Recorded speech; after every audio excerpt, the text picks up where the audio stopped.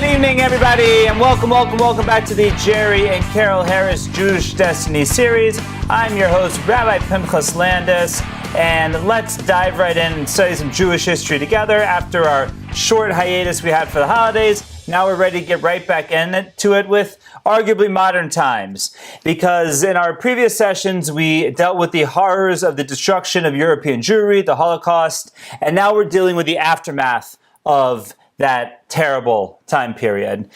Now, the obvious overarching most watershed event that happened after the Holocaust was the founding of the State of Israel. So tonight that's where we're going to delve into how that came about, what happened between 1945 and 1948 to make that dream for so many a reality.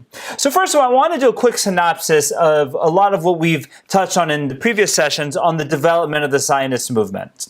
First of all, there's never a time period since the Jews crossed the Jordan River in with Joshua to go into conquered land of Israel. There was never a time period from that point until modern times when there were not Jews in Israel. Israel, thank God, has never been completely Judenrein. Now, there are some times when population definitely dwindled from about the year 500 till about the year 1300, 1400, for sure after the Spanish Inquisition, that, let's say, 1,000-year period. The numbers were quite low, but it was never completely empty of Jews. There was always a Jewish presence there. And in truth, this even has halachic ramifications. For example, according to the Rambam, according to Maimonides, there's a whole question. Today's actually Rosh Chodesh. It's the second day of Rosh Chodesh Mar Cheshvan. This afternoon was, before sunset. And there's a whole question about how Rosh Chodesh works without a Sanhedrin. Because really, the way the Jewish new month is supposed to start is when the court accepts the witnesses that the new moon has been sighted, and they proclaim it Rosh Chodesh. That's what the Torah says. So there's a whole question, without a Sanhedrin, how can we ever have Rosh Chodesh? So according to the Rambam, the way that it works is without a Sanhedrin, it's the collective recognition of the Jews living in Israel that today is Rosh Chodesh. So that's the validity, so to speak, of the set calculated calendar that we have. That since it is recognized by the Jews who live in Israel, it has the equivalent of being recognized by the Sanhedrin. And according to the Rambam, that's actually why in Shabbos Mevorachim, we say, when we say the blessing for the new month, we finish off with the words Chaverim Kol Yisrael, the friends of all of Israel. What is that referring to? That's referring to the friends of the Jewish people who live in the land of Israel, who, because they are recognizing Rosh Chodesh the same day we are, that's what gives it validity, as if a Sanhedrin recognized it. So anyhow, halachic ramifications for something that happened today. But so there's never a time where there weren't Jews. But as we've talked about, it was a very, very small presence until the 15th century. Now, after the destruction of Spanish Jewry, after the Spanish expulsion, which began in 1492, we saw a trickle start. Roughly 20,000 exiles of Spain will make it back to Israel. Mostly they will be located in Sfat and Jerusalem, and that's going to be really the beginning. If we want to look at one time period that really began the modern Zionist movement, the modern state of Israel, the modern presence in Israel, you would look at the Spanish expulsion, I think, as a watershed event, because that's where we went from being a very small in numbers in Israel to actually having communities. Now, even though that community starts off at about 20,000, it will dwindle tremendously because of hardship, because of there's a few earthquakes, and by the time we see the next wave happen in the 18th century, there's only going to be about 4,000 or 5,000 left from that original 20,000. As opposed to the group growing, it's actually going to have shrunk both from death and disease and people leaving because it was too hard. But in the 18th century and into the 19th century, we see that there is a inspiration of Eastern European Jews to go to Israel. Now, initially, this is the disciples of the Vilna Gaon, it's the disciples of the Baal Shem Tov, and eventually some of the disciples of the Chasam Sofer. Again, we talked about this in a previous session. And that community is going to develop what we call the Old Yishuv. You hear that term a lot, the Old Yishuv. Old Yishuv is sort of a funny term because it really means the Jews that were in Israel before the Zionist movement really starts, right? And that is these Eastern European Orthodox Jews, both descendants of the Vilna Gaon and the Hasidim. And again, they're mainly in the four holy cities of Tzfat, Tveria, Jerusalem, and Hebron. And they number maybe up to 50,000. Then we have the beginning of the Zionist movement, which begins with what we call the New Yishuv, the first Aliyah in the mid-19th century, and on down to the second, third, fourth, fifth, some say sixth Aliyah, before we have the founding of the State of Israel. Now, it's just a few things that are interesting to point out at that time. It's a very important point that I always talk about. It's already from the mid-19th century, 1850 or so, we already have a majority Jewish population in Jerusalem. So really in modern times, Jerusalem has been a Jewish city. So the whole discussion of Jerusalem not being the capital of Israel is so beyond ridiculous, because while there are other parts of the country that won't have a majority Jewish population until after 1948, Jerusalem already from 1850, maybe even earlier according to some, because the censuses are very, they're not as accurate as they are today from those censuses, but still, like, you can even talk about Jerusalem not being the capital of the Jewish people? Ridiculous. Ridiculous. Anyhow, so from the beginning already, the first Aliyah, the Zionist movement, you already have a majority Jewish population living in Jerusalem. But still, we have a country that is... we always talk about the words of the prophet who says that the land of Israel will only flourish for the Jewish people, and we see it here because in the beginning of this resettlement, when Mark Twain, the famous author, in 1876 actually takes a trip to Israel, and he doesn't have the nicest things to say about it. He writes about it: the further we went, the hotter the sun got, and the more rocky and bare, repulsive and dreary the landscape became. There was hardly a tree or a shrub anywhere. Even the olive and the cactus, those fast friends of a worthless soil, had almost deserted the country. Because basically when the Jews come back to settle it, the Ottomans, it was a backwater part of the Ottoman Empire, and it had basically been deforested. It was, Mark Twain says it all, as he often does in his prose. So that's what we came back to. Now, an interesting little piece of the puzzle here is that during this time period, the influx is all Eastern European Jews, and everyone knew the Ottomans were the sick men in Europe. So all the other European powers were vying for presence in the land of Israel, hoping that when the Ottomans would eventually crumble, that they would get Israel. And therefore, England, Germany, and France all set up consulates in Israel, and Russia too. And so these Eastern European Jews, most of whom came from Russia, some from the other European powers, they were protected by their home country. So it's just a funny phenomenon that you had the Russian Jews living in Israel protected by the Russian consulate, and the Russian Jews who were back in under the control of the Romanovs were completely persecuted, subject to pogroms, beaten, killed, treated terribly. So just one of those funny one of those funny things that happens in world history. Now, the community in Jerusalem at this point was mostly in what we call the Old City, and towards the end of the 19th century onto the 20th century, we see it start to develop outside of the walls of the Old City into what's called the New City of Jerusalem. Now, at this point, the Turks the Turks never said no to money. Turks were completely willing to sell land, had no issue with it. So the Jewish settlement of the land, it's all coming without anyone saying boo. No one has it. No one's crying about it. No one's making a big deal about it. No one's crying imperialism. The Ottomans are more than happy to sell it to the Jews who are willing to give them money for it. And that's what we see happen before World War I, and really in a lot of places even in a little after World War I. Now, there's an issue that I think we need to discuss as a macro snapshot of this time period, and that is the religious position, the Torah position, if you will, to everything that's going on in Eretz Yisrael at this time.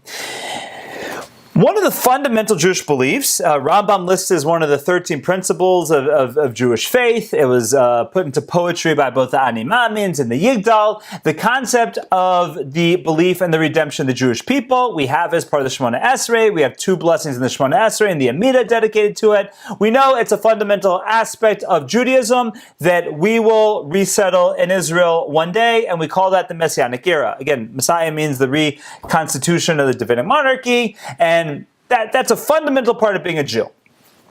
But in the meantime, what is our relationship to the land of Israel? So there's a somewhat well-known piece of the Talmud that can be found in Ksuvos Daf Kuf Yod Aleph, Amud Aleph, which is page 111, side A. And that piece of the Talmud says, that at the time of the exile of the Jews from Israel, the Almighty made 3 vows. There were 3 vows made together with the Almighty. One was a vow that the Jewish people made to the Almighty, that we would not re-enter the land of Israel as a wall, is what the Talmud says. In other words, we would not have huge waves of Jews running back to the land of Israel. We would not go en masse, so to speak, back to the land of Israel. That was one vow that the Jews took with the Almighty. A vow that the Almighty took with the Jewish people is, the second one is that the Jewish people would never rebel against the nations of the world and shake off the rule of the nations of the world. And the third vow was that the nations of the world would not subjugate the Jews too excessively. In other words, they wouldn't persecute the Jews. Okay? 3 vows that the Talmud says define our exile. 1, the Jewish people says we won't return to the land of Israel, essentially until the Almighty says we should. At least we won't go back en masse until the Almighty says we should. Number 2, we won't throw off the subjugation of the nations of the world until the Almighty says we should. And number 3, the nations of the world won't persecute us too much. Okay? This is known as the 3 vows. Now, these 3 vows, so to speak, give the backdrop of how to understand the religious perspective short of Mashiach coming. It should happen speedily in our days, Meher v'yameinu, but short of Mashiach coming, it is the backdrop of understanding our relationship to the land of Israel. Now, the Rambam Maimonides writes, the 3 vows are valid. In other words, everything you see in the 3 vows, it's taken it at surface, at face value, so to speak. In other words, Rambam held Jews should not go back to the land of Israel en masse. The Jews should remain as subjects to the nations of the world. And of course, the nations of the world should not subject the Jews to persecution. He said that, take it at face value. Rabbeinu Bachaya agreed with the Rambam. The Ramban, Nachmanides, disagreed with the Rambam, and he said, first of all, that living in the land of Israel is one of the 613 mitzvahs that applies to every Jew, every place, every time. We all have an obligation to live in the land of Israel. And as far as the 3 vows, he says, first of all, it is a Agadic section of the Talmud. It is a homiletic section of the Talmud, not a halachic section. It's meant to, teach us lessons. And not only that, but, it says just don't go back en masse. It doesn't say anything about going back not en masse. And it says that the nations of the world are supposed to not persecute the Jews too much, and they broke their vow. So since they broke their vow, all the vows aren't valid. Basically, the Ramban says it's an Agadic section, doesn't apply halacha l'maisa, doesn't apply in law. Now, these 2 positions, essentially, the Rambam and Rabbeinu Bachaya, as far as the medieval commentators, on one side, essentially saying these 3 vows are still intact, and Nachmanides, the Ramban, on the other side, saying it's a homiletic expression, not a halachic expression, and does not, so to speak, need to be followed anymore. These are the 2 backdrops, if you will, the 2 bookends, if you will, of how we can understand the perspective of how we look at the land of Israel. Now, if we fast forward to the time period when Jews started going back to the land of Israel, there are 2 different positions kind of echoing the positions of the Rambam on one side and the position of the Ramban on the other side. Echoing the Ramban, Nachmanides, we have Rav Yehuda Alkali, who was often regarded as the first Zionist. He was a Bosnian-born Sephardic rabbi. He immigrated to the land of Israel. He lived, born in the year 1798, died in the year 1870. So lived in the 19th century and was one of these immigrants to Israel at that time. So he writes that the Jewish century of 5600, we're now in the Jewish century of 5700, we're in the year 5783. So the previous century, the century of 5600, that was the century, if you will, of Jewish redemption. In other words, from 1840 to 1939, those are the secular years corresponding to 5600 to 5699. They're 5699. And he said that century is the century of redemption. In other words, that's the century he said Jews need to go back to the land of Israel. And he's echoed the ideas of the Ramban that we're not going to be able to go back on Mas anyways, and we're not rebelling against the nations of the world because the Ottomans are welcoming us. And third of all, the nations of the world broke their vow because they persecuted us too much. So that's what he has to say about the three vows. And he said we should all be going back to the land of Israel. And like I said, he's often regarded as the first Zionist. And then he writes something that's almost frightening. He says, he writes that unless the Jewish people take practical steps to return to the land of Israel, the opportunity will be lost.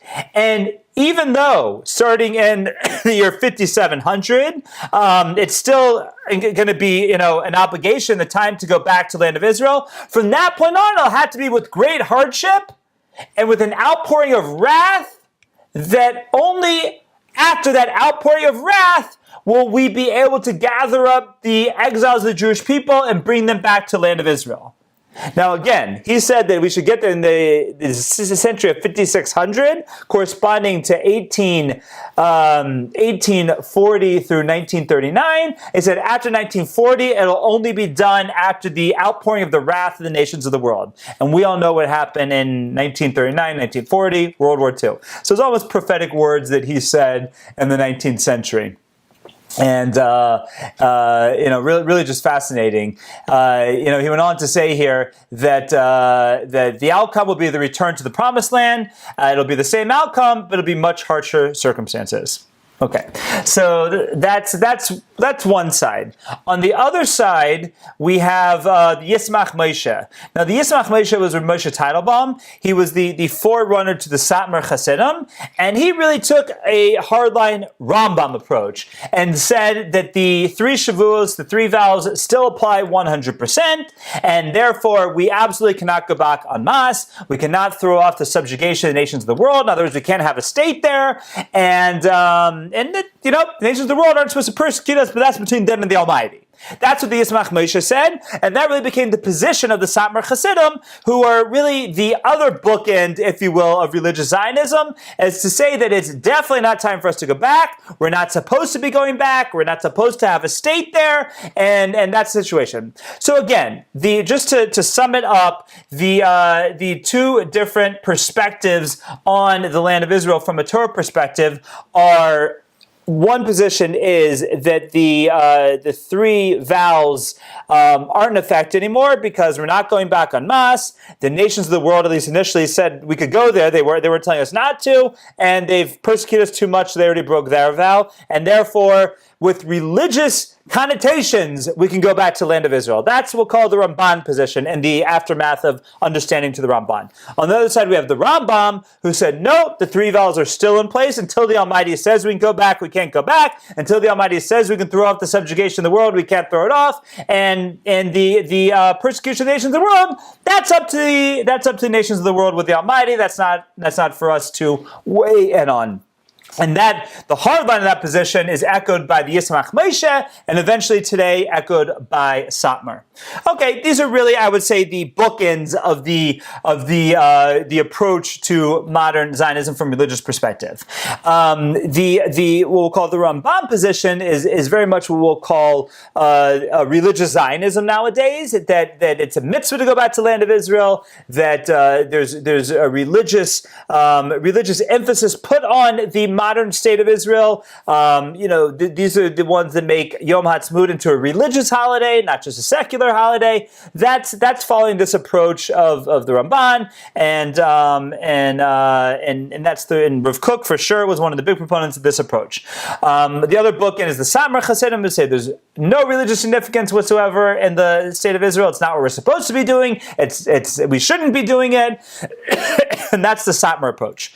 In the middle, we have what we'll call the the approach of Agudas Yisrael, we'll call it the mainstream Haredi, I guess, the yeshivish approach, and that is it's a middle of the line approach. It's that we're living in amazing times, we're living in miraculous times. There's a lot that's adding up, that's pointing towards this being the time, this being the right place, and it's a wait and see approach. And therefore, the middle road approach, the yeshivish approach, the good approach is very much to we do put a religious significance into the fact that we have so many Jews living in Israel. There's more Jews living in Israel now than since the destruction of the first temple. There's more Jews learning Torah there. There's more amazing things going on there. But as far as going in as much and saying, oh, this is the Messianic era, until Eliyahu Navi comes, until Elijah the prophet comes, announces the Messianic era and puts Mashiach on the throne, and there is a religious monarchy according to the Torah, which as much as they call Netanyahu King Bibi, well, he's been dethroned for a few years now. We'll see what happens next week, but it's not a religious monarchy, right? It's not Mashiach. So therefore, we're not going to put a full religious emphasis on it. So we take a wait and see approach in the middle and say, it's miraculous. It's amazing, and we support it, and we're gonna work with it. We're gonna work within the government, but this is not the religious ingathering of the exiles. This is not the full redemption yet. When we get there, we hope it happens very, very soon. Okay, that's a perspective on this time period. Now, as we continue to move on through this time period, you have a few. You have the Chovei Tzion we talked about. Eventually, we have the Zionist movement, Theodor Herzl, the Zionist congresses, and this all just paves the way and starts to organize what will eventually bring us to the situation that we have after World War II. Now, after World War II, we have an interesting thing. First of all, as far as Zionism at this point, we discussed sort of the religious community. What about the non-religious community?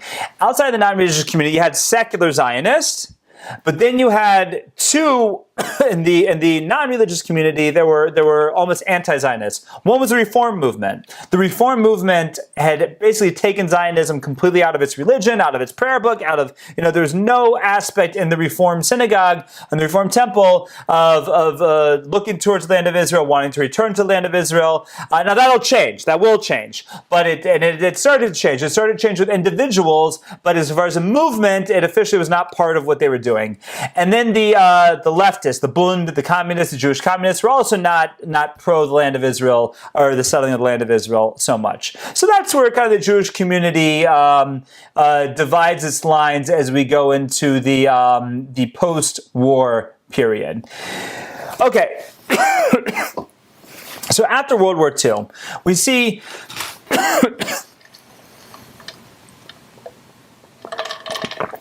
a situation where, even though we can be critical, and we discussed this before, of America, of Franklin Delano Roosevelt, of not taking more actions to try and stop the Holocaust, I can always say I can hear the arguments on both sides. They knew what was going on in Auschwitz. They knew where the train tracks were. They could have bombed them. The argument on the other side is their approach was, let's end the war as quick as possible. No one knew that it was going to go, Germany had already lost in 1941, right? They continued to play it out for 4 more years, but no one knew it was going to take 4 more years. No one knew how dug in they were going to be. So again, that argument I can hear on both sides.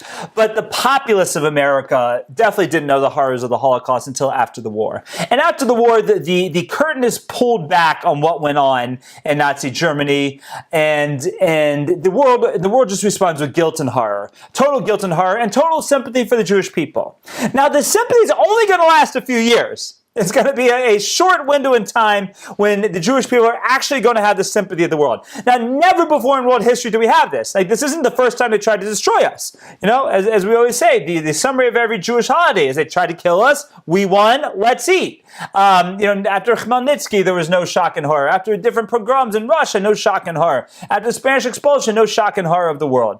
Now, maybe it was the magnitude. Maybe it was that it was such a cultured country as Germany. The ingenuity of Germany that went into effect to murder so many Jews. Whatever it was, there's a few years where the Jews had the sympathy of the world. Because for the modern state of Israel to come into effect, everything has to line up perfectly. You have to have the sympathy and the guilt and horror of the nations. You have to have in England the ouster of Churchill, which is beyond remarkable. That here he saved the free world, and he led England to victory, and they thank him in England by in the middle of the Potsdam Conference voting him out of power. Right, he had to lead the Potsdam Conference.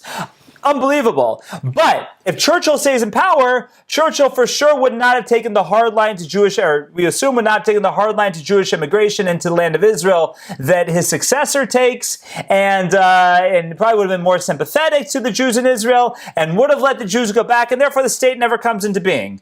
So it's just the perfect storm of the aftermath of the Holocaust, the world being in shock, England, who's in control of the land of Israel. The Labour Party comes into power, who takes a hardline approach, as we'll see, to immigration, and only will lead to embolden the Jews in the land of Israel to push harder and harder for statehood. Now it's interesting that we talk about this snapshot in time of actually having the sympathy of the world. I'm reminded of the famous Golda Meir quote, where she said that if we have to have a choice between being dead and pitied and being alive with a bad image, we'd rather be alive and have the bad image. So pretty much since those few years after the Holocaust, we had this we have the bad image in the world, but we're alive. So who needs the pity?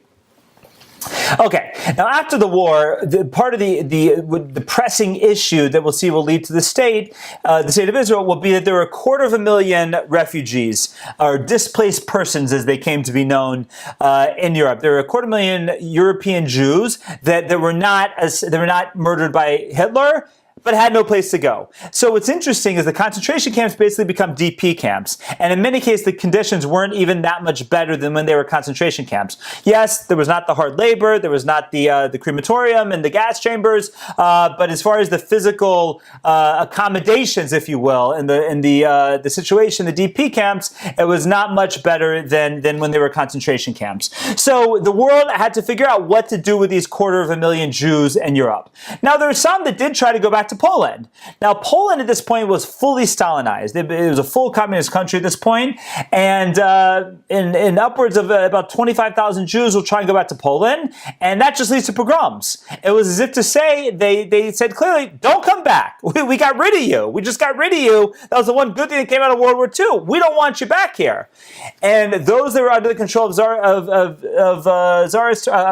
communist Russia had even more tsarists. We know that tsarists that the Jews in Russia haven't at this point until the Iron Curtain finally falls and the Jews are able to get out of Russia. We all remember as kids in the 70s, in my case in the 80s, 1, 2, 3, 4, open up the iron door, 5, 6, 7, 8, let our people emigrate, right? Talking about the Jews getting out of Russia. So we know how terrible it was in Russia. So the world saw this situation of 250,000 Jewish refugees and had to figure out what to do with them. Now, America wasn't going to be so quick to let them in, even though many will come to America. America will slightly lighten the lock on immigration that they had, but the world's trying to figure out what to do with them. Now, the foreign minister of England this time was a man named Ernst Bevin, who just took a hardline approach to Jewish immigration to the land of Israel. He did not change a drop from the pre-war close on immigration the British had put into place. And he even said, quote, he said, "I will not allow the Jews to push to the head of the line." In other words, there's a lot of issues going on in the world, and I'm not gonna focus on the Jews first. There's other things we got to deal with. Now, the request was that 100,000 of these 250,000 Jewish refugees should be allowed to enter into the land of Israel. And had Bevin let in 50, or even 25, that would have been the end of it. Again, no state of Israel. But Bevin said, not one will be allowed in. So now, the reason why Bevin wasn't just an anti-Semite, maybe he was, maybe he wasn't. Never interviewed him, but they were worried about the Arabs, similar to what we saw before World War II with the Mufti of Jerusalem, Yamach Shemo, and the Arab uprisings against the Jewish settlement in the land of Israel. And the British were worried about that, so they saw that the way to deal with that was just not letting Jews in.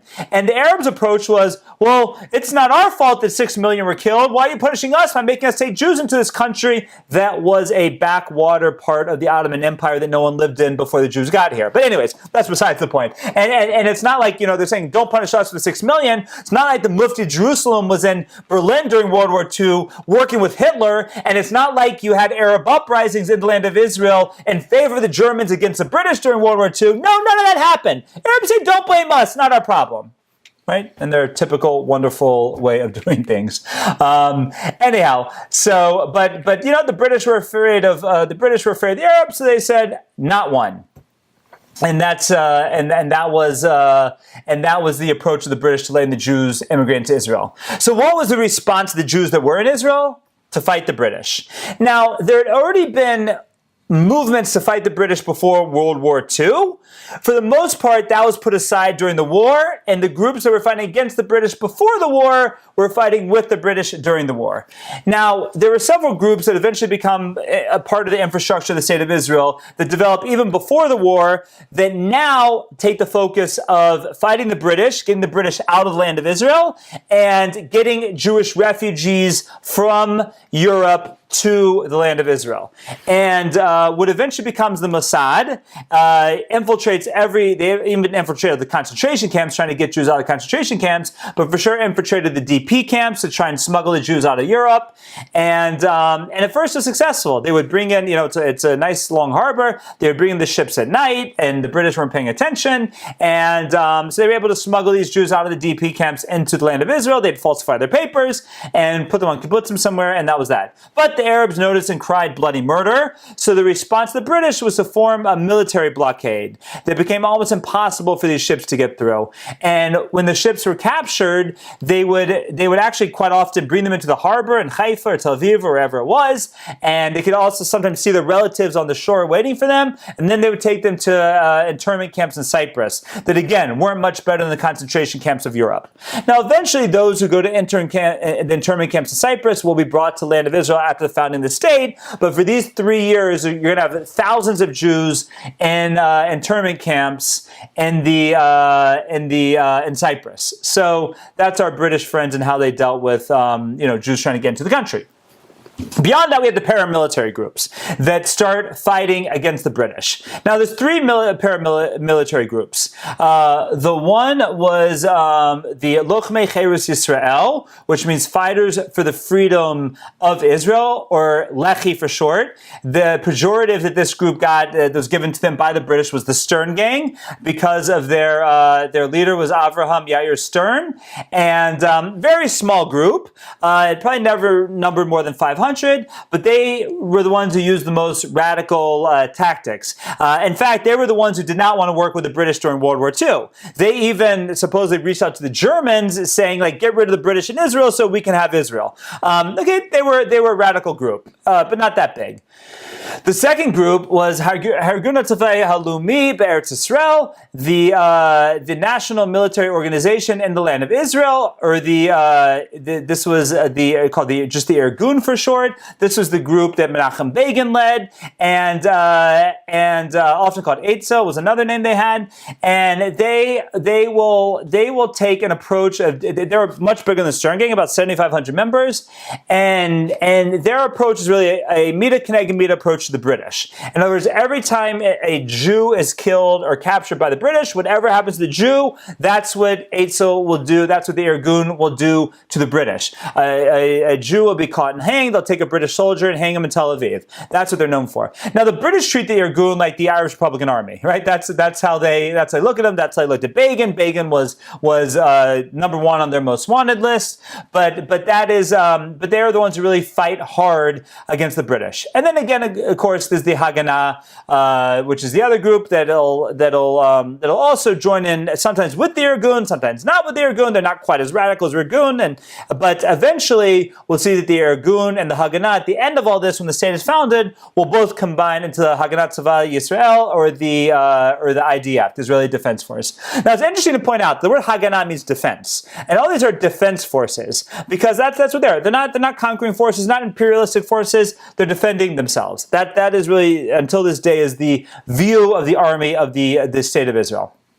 Now, Bevin's response to all this is to try and tighten up more. And the ships he would send back in dramatic, in dramatic ways. And the most famous of these was the infamous Exodus ship, which was turned back from the British capture, turned it back, and they unloaded it in, of all places, Hamburg, Germany. Like, can you imagine sending Holocaust refugees back to Hamburg, Germany? But the pictures of this were seen around the world, and it just helped for the sympathy of the Jews around the world, and it was a complete PR blunder and disaster for the British. So in many ways, this tightening the grip on the Jews of Israel, because this was still when the Jews had sympathy in the world, it did not help the British. Eventually, the pressure for the British gets to be too much. They say that it gets to the point where they don't have the manpower. Bevin's obstinance won't give in. They don't have the manpower to really man the situation, so they just get to the point where they can't do it anymore. So they say that on May 15, 1948, we are leaving and we're turning the problem over to the United Nations a year before to figure out what to do. Take a year, figure it out. We're leaving in a year. That's what the British end up saying. Now, the United Nations in classical government forms a committee and to look at the situation to see what to do. Now, in the back of Bevin's head, his thought was that he'll leave. The Arabs will continue to rebel against the Jewish people. The Jewish people will get completely beat up, bloody, bruised, and eventually they'll beg to the UK to come back as their savior. And the UK will come back as their savior and say, "Fine, we'll save you, but no more asking for integration. No more asking for immigration. No more asking for a state. We're here as the saviors." That's probably what Bevin thought was going to happen. But the United Nations makes their committee, and they came up with the idea of partition. Now, partition was that the country would be divided up into three parts. There would be a Jewish state, an Arab state, and Jerusalem would remain an independent city. Now, the Jewish state consisted mostly of the Negev, which we all know is, most of it's not inhabitable. A small strip along the western part of the country where Tel Aviv up to Haifa, and a small strip of the Galilee. So there's three pieces of land, not even connected together, militarily indefensible. It was almost nothing because the Negev was just became the desert, right? It's nothing. But the approach of the Jews was, we'll take it. It's a beginning. The Arabs rejected lock, stock, and barrel. Now, in the great Abba Eban quote, this was just a continuation of the Arabs never missing an opportunity to miss an opportunity. Because again, the Arabs accept partition, and there's not much of a state of Israel, right? It's a little tiny, militarily indefensible, insignificant pieces of land, and the story is almost over, or at least it's a very small state. But they reject it. November 29, 1947, Resolution 181 comes before the United Nations and needed a 2/3 majority to pass. This was the resolution to accept the partition plan as the official position of the United Nations. Now, the United Nations was very different in those days than it is today. Today, it's the useless nations. Then it was much smaller, only about I think it was 56 countries, 58 countries or something like that, and America was basically in control of everything. Because America was the complete savior in World War II, so all the European powers were beholden to America, all of South America and North America were beholden to America, so Canada, Mexico, all beholden to America. So America is basically in control of the United Nations at this time. And America is in favor of partition.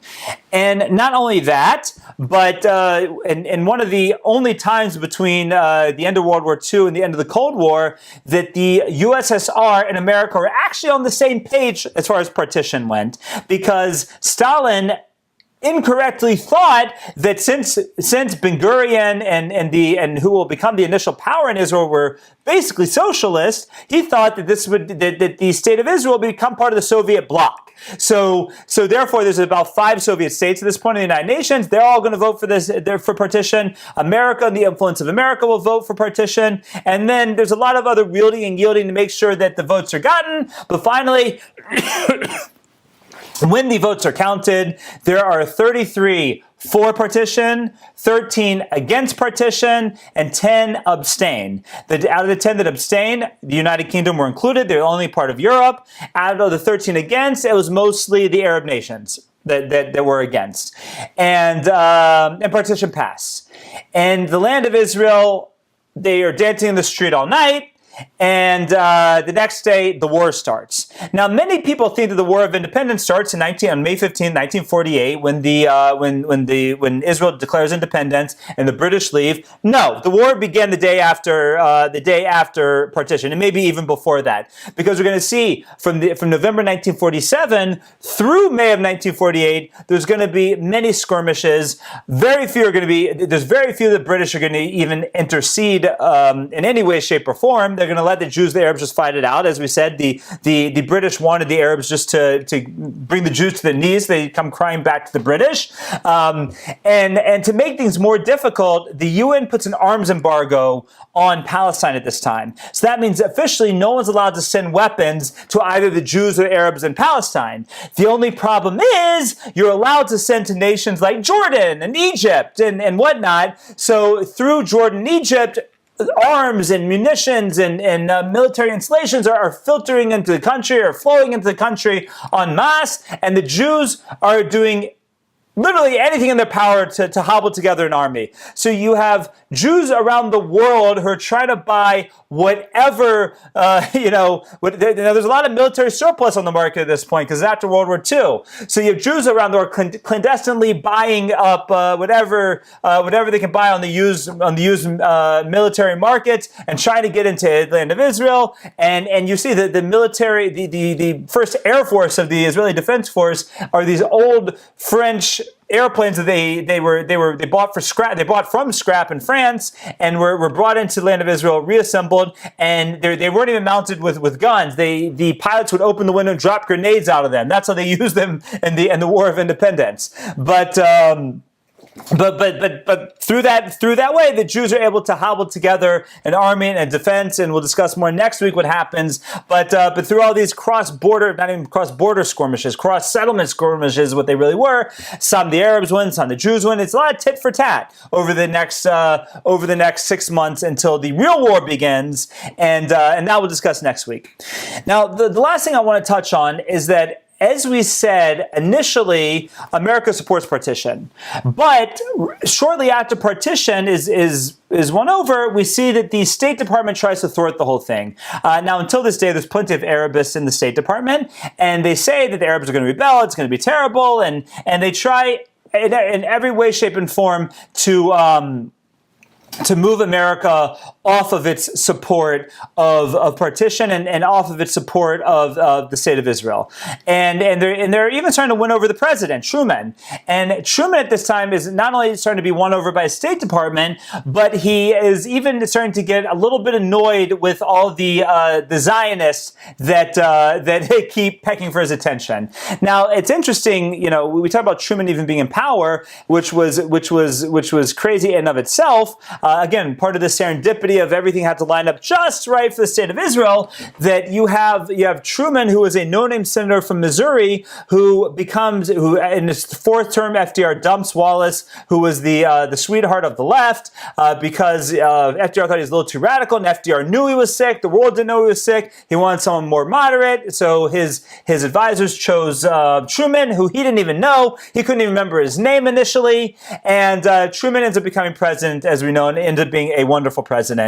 Now, one of the interesting serendipities of history is that here, Truman had gotten to the point where he wouldn't meet with any other Zionist leaders. He was tired of it. And Weizmann, who at this point, Chaim Weizmann, was already an old man, handicapped, had made his way to America to meet with Truman. And Truman wouldn't meet with him. He was done. His State Department basically won him over. He was irritated by the lobbying. He didn't want to hear another thing about it. And from World War I, Truman has a old war friend named Eddie Jacobson, who was a Jewish guy. Eddie Jacobson and Truman became friends in the war, and after the war went into business together. The business eventually goes belly up, but Truman and Jacobson remain friends into his presidency. Jacobson comes to visit Truman at the White House and says, "I want you to meet with this old Jew Weizmann." At which point, Truman yells at him all kinds of pejoratives, says, "Get out of my office, you old, blank, blank, blank, blank, blank, blankety blank." And then Jacobson says he invokes Truman's favorite character or most admired character from history of Andrew Jackson. He says to Truman, he says, your hero is Andrew Jackson. Well, I have a hero too. He's the greatest Jew alive. I'm talking about Chaim Weizmann. He's an old man and very sick, and he traveled thousands of miles to see you. And now you're putting him off? This isn't like you, Harry. So Truman finally agrees, and he agrees to see Weizmann, and Weizmann will win him over so that against his State Department. And so much so that his Secretary of State, Marshall, the famous General Marshall, will not even vote for Truman in the next presidential election because of it. But Truman will eventually, when push comes to shove, will come out in support of the land of Israel and will make it that America will be the first country to recognize the State of Israel. And next week, we'll talk about the Declaration of the Independence of the State of Israel and the war that followed. I look forward to continuing to discuss it with you. Everyone have a wonderful week, and we'll see you next time.